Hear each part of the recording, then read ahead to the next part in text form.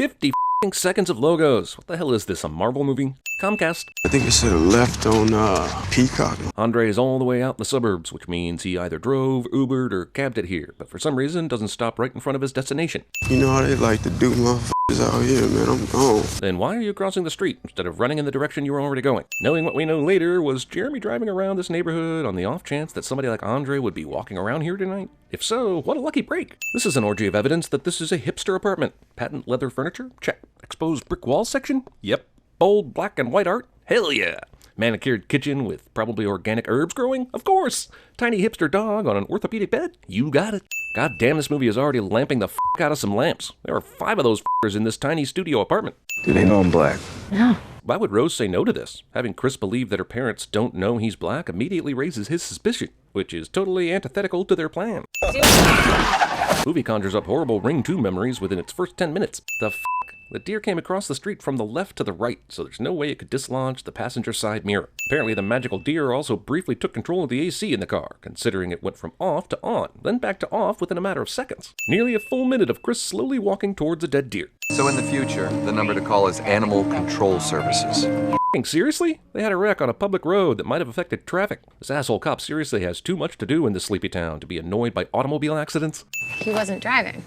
I didn't ask who was driving, I asked to see his ID. I'm going to go ahead and remove a sin for this scene, because while it's easy to think this is just a typical horror movie protagonist hit a deer cliche, it offers the opportunity for a scene with incredible subtext. Yeah, why? That doesn't make any sense. We find out later this is a ruse to ensure Rose has Chris's complete trust. But does Rose really need this moment to endear herself to Chris when she's been working him for several months by now? But I'm telling you, I do not like the deer. I'm sick of it. Time I see a dead deer on the side of the road, I think to myself, that's a start. Deer shadowing. Also, Discount Cubs manager Joe Madden. This is Jeremy. It's Rose's little brother. There he is. I've heard stories. Expositional photography. My mother loved her kitchen, so we keep a piece of her in here. Jesus, Jordan Peele so expertly drops subtle hints about the overall reveal that you'd think he's a seasoned veteran director, but this is his first movie. For that, I'm definitely taking a sin off. Also, having said that, this line makes no sense, considering Dean doesn't go on to say which actual piece of his mom that they keep in here. So, damn it, I gotta give that sin right back. We hired Georgina and Walter to help care for my parents. Funny thing is, they are my parents, but we thought the best use for them was to keep them around the house and amp up the creepy factor for all potential guests and kidnappees. So we threw this party. We raided their liquor cabinet. We're all shit-faced. Tell me this isn't true. I filled the liquor bottles with water. Okay, is this a made-up story? Because it doesn't sound like one. If not, how the f*** did Jeremy and Rose get away with filling the liquor bottles with water without anyone noticing after all these years? Are the bottles still here? Why is the entrance to the tiny closet open? We later know that it contains secrets about Rose's past, so she wouldn't leave it open. And if Georgina did it, when the hell did she slip in, since Chris hasn't fallen asleep? The closet door thing is an interesting detail in this movie, but it doesn't make any goddamn sense the first time it's open. Movie is playing on our expectations of horror movies, with the someone walks by quickly in the background, complete with a music stinger trope. But in the end, it's still that same trope, an unnecessary jump scare moment in a movie that is already plenty creepy. This is a freaky-ass part of the movie, and a great shot. But why would Grandpa Walter be running in the dark woods at night, directly toward the house, in full groundskeeper clothing? I know he's a runner and wants to get some exercise and all, but this is when and how you do it? Do you realize how dangerous smoking is? Character that was sitting in the dark turns on the light as the protagonist walks in cliché. Come in and sit with me, please. So this is the crux of the movie. If Chris doesn't go out for a late night smoke, he doesn't run into Missy, and she doesn't gain hypnotic control of him. The problem is, what would they have done if this didn't happen? Even if they suspected he would, they couldn't have known he was going to sneak out that night. I mean, the party's tomorrow. What if he avoided Missy for the next 12 to 15 hours? We do use focal points sometimes to guide someone into a state of heightened suggestibility. I know this is a movie and all, but f*** this movie's portrayal of how hypnosis actually works. What do you do? I don't mean to go through a movie and keep removing sins and all that, but Daniel Kaluuya, Catherine Keener, and Jordan Peele are killing this scene. I'm removing 3 here, and probably would remove more, but I'm an asshole. Now you're in the sunken place. It's like The Further, but it gets high-definition TV from a distance. Also, the best way to keep your hypnotized subject relaxed and suggestible is to terrify the f*** out of them. In addition to being the housekeeper, Georgina's other job is to provide the movie 75% of its jump scares. Walter's been presumably chopping for a while, given the pile of wood beside him, but Chris doesn't hear him until it's plot convenient. Also, yep, it's a horror movie, so wood is chopped. Despite a few rebels, this is still essentially the all the bad guys driving black SUVs cliche. Also, are all these people coming in at the same time? Did they coordinate their arrival to the party? That's great. Super. Gordon loves Tiger. Oh, best I've ever seen, ever. Hands down. Movie expertly navigates the facade of going out of one's way to not appear racist as still being racist. You didn't think you'd see this in a fairly low-budget horror movie, did you? This is a fancy party with rich people at a fancy estate, but they're serving f***ing early times as the whiskey? You can buy that for $3 in a used scratch-off ticket. Chris was just telling me how he felt much more comfortable with my being here. Why is this couple even here? Obviously, since Chris is a man, there is no need for this couple to even bother with the auction, since this woman's husband already had the surgery. Now, they could just be friends coming to mingle at a party and watch the auction, but considering that Logan acts so strangely, wouldn't the Armitages want to keep him away for a couple reasons? Believe me, the irony of being a blind art dealer isn't lost on me. Stephen Root playing a blind dude in a movie cliché. This is a legitimately creepy moment, but why'd they stop talking so quickly? He's not even at the top of the stairs and could easily hear everything get completely quiet. These are the most obvious, evil, rich, body-snatchery motherfuckers ever. Also, what exactly makes them stop laughing and talking right now? Are they hoping to hear something that will give them more information before they bid on him? This is like the actors in The Truman Show, only Chris isn't being broadcast live to millions of people. We find out later Georgina is unplugging Chris's phone, but why doesn't she just take the charger if the whole point is to make sure his phone dies? Is this somehow subtler? Also, movie wants me to believe that Chris, a millennial hipster, has gone all day without access to his phone. Also, he plugged in the phone right when he got up, and it was still charging until right before the party. So how has the battery run all the way down over the course of the get-together? Was Georgina here using up all the juice by posting constant Instagrams? She unplugged my phone. Chris plays the pronoun game so that Rose will have to ask what the hell she means. I think that mom is putting everybody in a trance and she f***ing the shit out of it. Damn it, movie, stop giving me excellent performances that make me want to remove sins. Get out! Roll credits. So the secret weapon against the body snatching is a camera flash, but why wouldn't the Armitages already know that? They've been doing this for a while, right? And if they did know that, why didn't they put up a big sign saying no flash photography? Also, why the hell is Chris's camera using a f***ing flash outside in the middle of the day anyway? Also, it's nice that Andre's concerned about Chris and all, but if he had a moment of clarity, wouldn't it be better to say, I was kidnapped and they forced an old white dude inside me instead? Although I guess that doesn't make a snappy movie title. Man, this is gonna sound weird, but when he came at me, it felt like I knew him. So, luckily, Chris needs to go talk about some things with Rose after that incident with Logan, because Dean Armitage conducts the auction out in the open, a place we saw Chris stumble upon about 15 minutes ago. Why are they certain he won't see this, even if Rose is supposed to keep him busy? You want to go without me? Whatever you want. How does Marnie know how long she needs to distract Chris so the rich assholes can do their asshole bingo auction? I mean, they've got his picture out there and everything, so if he actually left when he said he was going to, he'd catch them almost immediately. I guess they've already laid the hypnosis trap and everything, but it seems like they went to a lot of work to make this a secret plan that can be easily discovered. Wait, how the hell did he get full battery power again? He plugged the phone in, but then after talking to Rod and Georgina, he took it with him so he could snap the picture of Logan. Then they came back inside for a second before taking a walk. So the phone both charges immediately and goes dead in less than a couple of hours, and is thus both magic and an asshole. We gotta go right now. Let me go get my bag. Okay. Chris opens the door and finds a box, and even though he knows he needs to get the hell out of there fast, he has overwhelming curiosity about the box, and amazingly enough, he gets through 4 innocuous pictures before finding the one photo that calls Rose's honesty into question. Also, Chris ignored this tiny closet's open door earlier when he couldn't sleep, but now, when he needs to immediately leave, he decides to explore it. And whatever happened to these guys? If the Armitages are selling these guys to their rich buddies, why weren't they also at the auction today? We leaving, Ashley. Really? Why? Something wrong? Why even bother with the act at this point? There's no way he's going to get to leave, and we know Rose is in on it, so what's the point?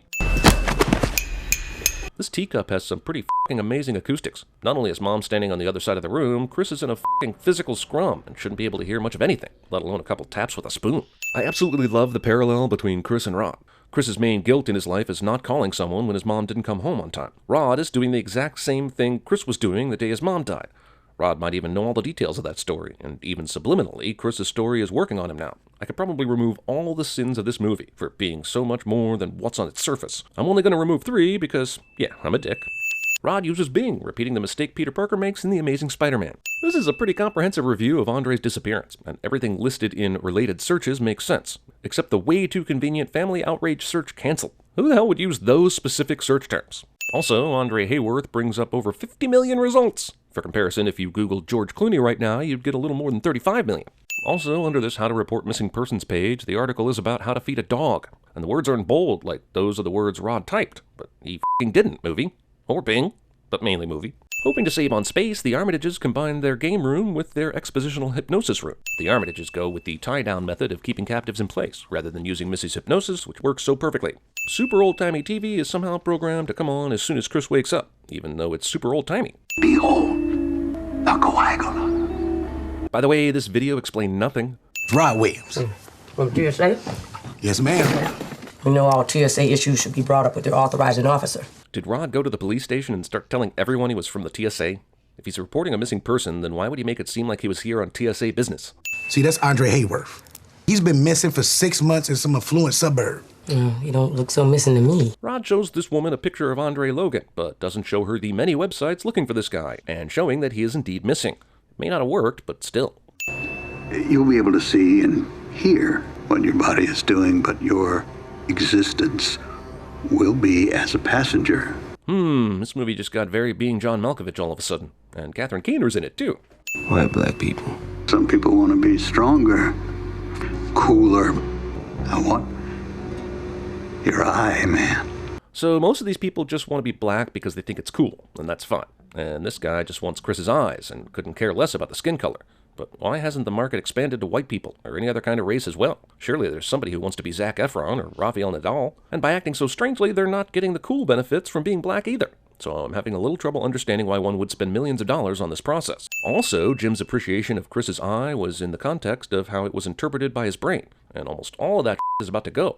So Jim for being an asshole body snatcher participant, but him extra for his faulty logic. Acclaimed neurosurgeon Dean Armitage practices brain surgery by candlelight. Why would you start any part of the extremely delicate and expensive procedure before getting the other subject in here? Everything about Jeremy putting Chris into this wheelchair allows Chris to get a surprise attack on Jeremy, and holy shit, this is exactly the scenario by which CinemaSins writes scripts. Great reveal, but put that back in, man. That cup spoon thing is like your only weakness. Tyranny. Also, this guy is running with deer antlers straight towards you, and you didn't hear that shit.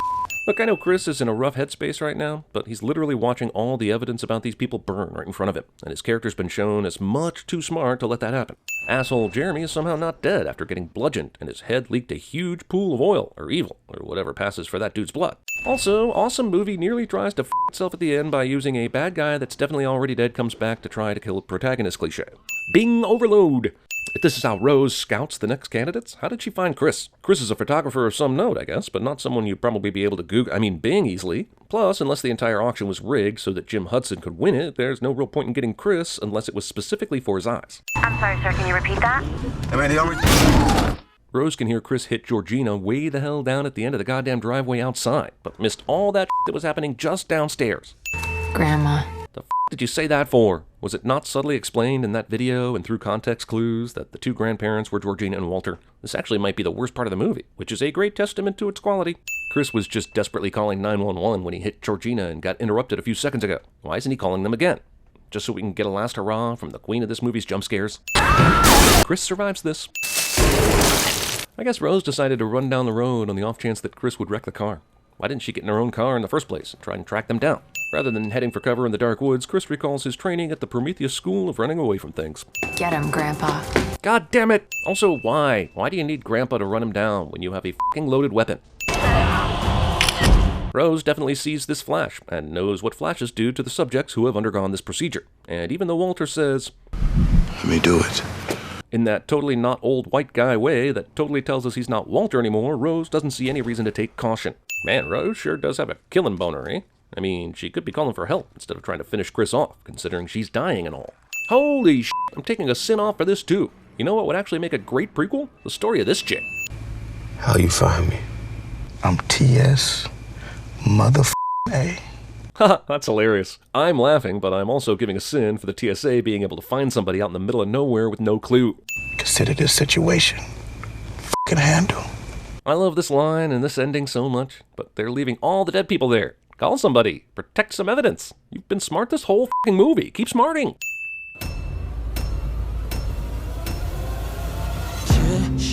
Quiet. Hurry up and get in the closet. Are you ready? Y'all ready for this?